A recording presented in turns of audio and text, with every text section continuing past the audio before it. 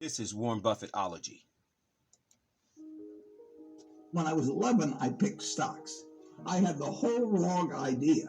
I was interested in watching stocks, and I thought stocks were things that went up and down, and I charted them. I read books on technical analysis. I read Edwards and McGee. I think that was the classic then. Hundreds and hundreds of pages.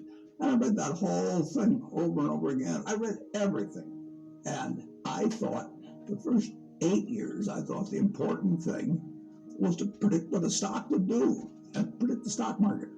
And then I read Ben Graham, I was 19 or 20, and I realized that I was doing it exactly the wrong way, but it didn't hurt that I had that background and everything. I rejiggered my mind, and when I read the book, The Intelligent Investor, and from that point, I never bought another stock. I bought businesses that happened to be publicly traded, but I became an owner of a business. And Many of you probably know me from HGTV, Income Property. You see him saving homeowners when they're making their big mistakes. I've been a real estate investor for over 15 years and now have hundreds of properties all across North America. I'm going to show you my $1 million blueprint, which has 4 ways to make money in real estate. 10 years, $1 million, $100,000 a year. I'm going to break this down. Everybody's here because we all probably work 9 to 5 jobs, and you're looking for the alternative. How many people would like to be real estate investors? Kind of wanting making me go just buy a house just right now. It's that next step. I want to go the next step with that. If you are a long-term investor and you're thinking about your retirement or you're thinking a nest egg for your future, tenants will eventually pay off your entire property for you. That's a pretty sweet deal. I want to thank everybody for coming today, and I wish you all the most success in the world. We will help you get there.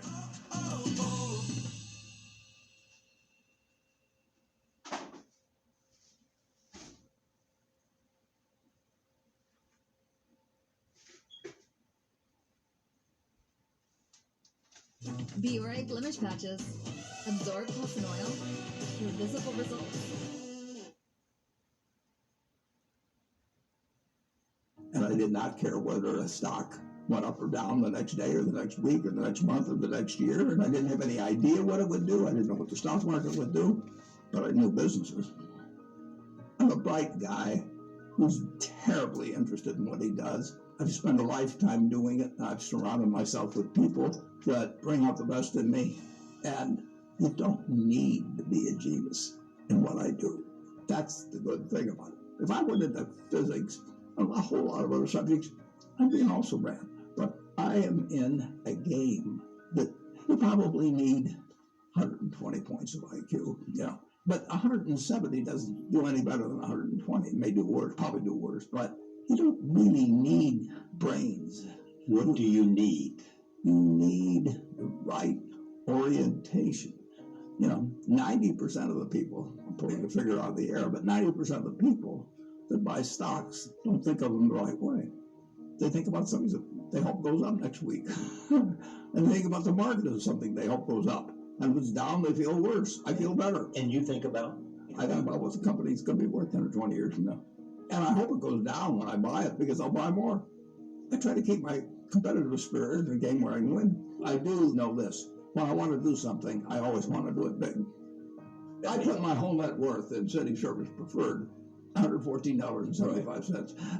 And I've never, since that day, March 11th, 1942, I have never had less than 80% of my money in American business. You can call them stocks, or equities, but I see them as American business. I've owned a piece of American business, at least 80% at all times. I don't want to own anything else. I want to own a home and things my family wants and all that. But owning 5 homes doesn't mean anything to me because I'm going to be happy with one home, and there's a certain amount of things that go wrong with everything. And if I got 2 homes, I know I've got more problems and I don't have more happiness. What brings you the happiness? What makes me happiest is what I'm doing. I enjoy 2 things about it. One, I know I'll win over time. Doesn't mean I'll beat everybody else or anything like that. But I'm in a game that's very, very, very easy if you have the right lessons in your mind about what you're buying. I'm not buying stocks. I'm buying pieces of overwhelmingly American business. And I'm happy when I'm doing it. I'm happier when stocks are going down because I can buy more of them with the same amount of money. I'd be happy if I was a farmer. I'd want farmland to go down so I could buy more acreage. It just makes sense. I'll tell you the second thing I really like. I like being trusted by people.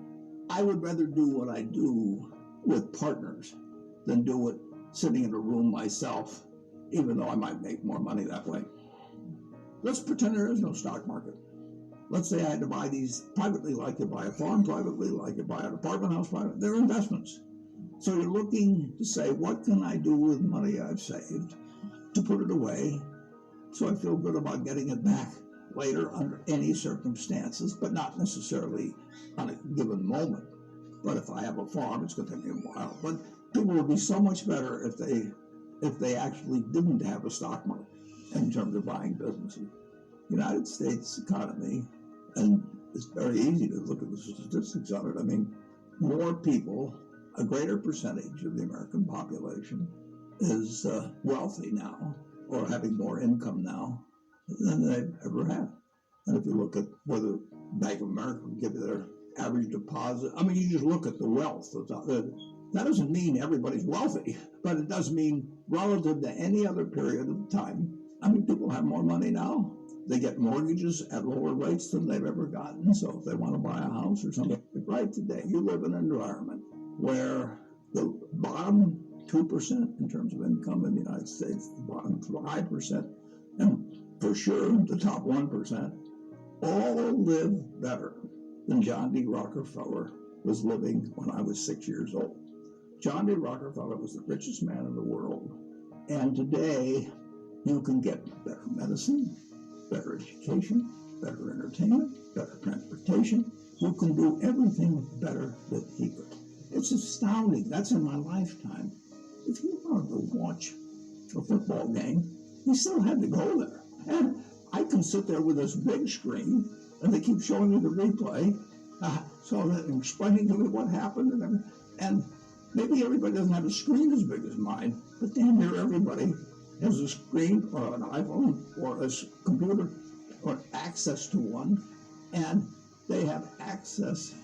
When I was born, the dentist didn't use Novocaine. I mean, you know, So there has been progress, obviously. oh, And nowhere more than in the United States. there's no country that's done what our country's done. If you go back 3 of my lifetimes, you're looking at less than 1% of the world's population, closer to half of 1%, are sitting in this land. They don't work harder than people in all the rest of the world. I mean, in terms of hours of unpleasant labor, everybody's got hours of unpleasant labor in those days, practically. They don't come laden with gold, and, you know, they are half of 1%. And they work the same hours, they got the same IQs. They may be a little self-selected in terms of enterprise, in terms of going across oceans and things. And fast forward a couple of lifetimes, and they've got 20% plus.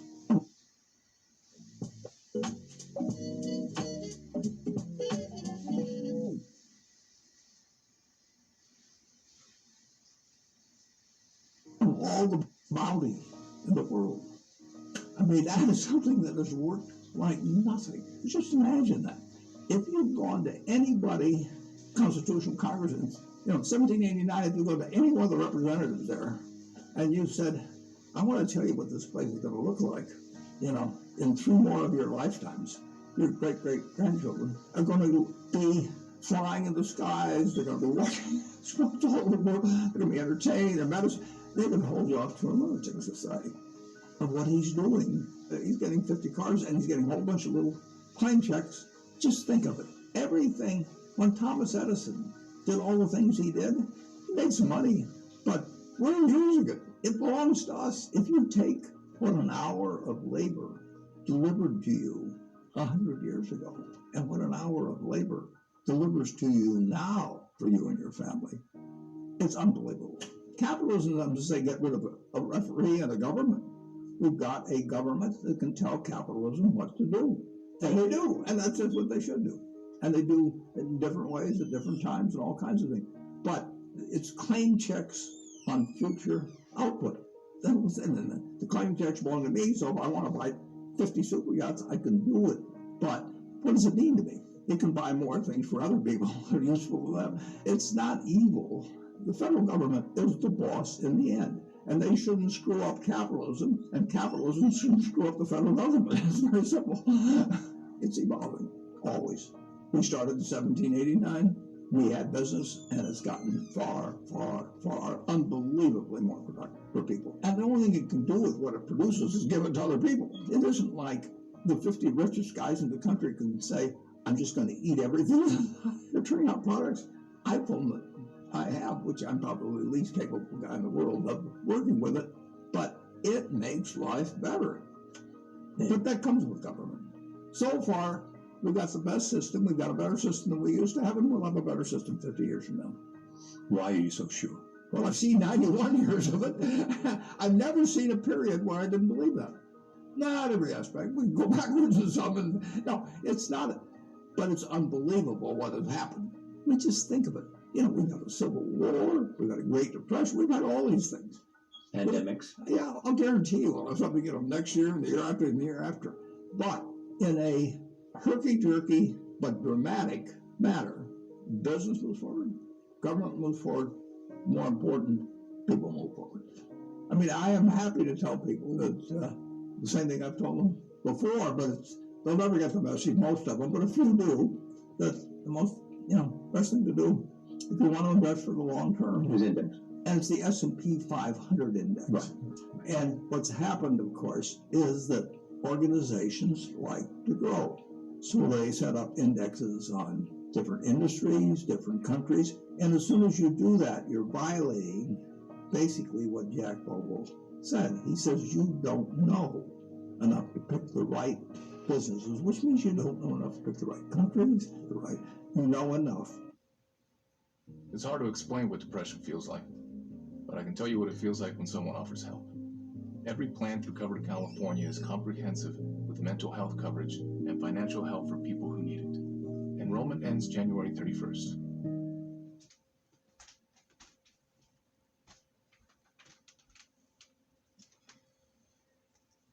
There you have it, BUFFETTOLOGY.